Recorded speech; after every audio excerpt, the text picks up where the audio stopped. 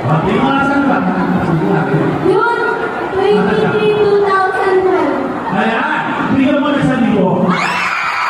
Ito naman yun. Hindi ka na madali.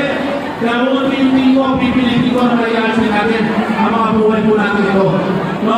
Buhay ng mga tao nito. But anyway, sa inyong lahat, sa ating mga estudyante, patuloy kayo mag-aral. Ang gobyerno na Bacoor, pinipili ko lahat para mayayasin sa buhay ng mga batang Bacooreno, pati na ang pamilyang Bacooreno. Kaya sama-sama tayo, patuloy tayo magtulungan, nagtataya tayo as we strike as one. Dahil sa Bacoor, Doon pa na ako, mama na sa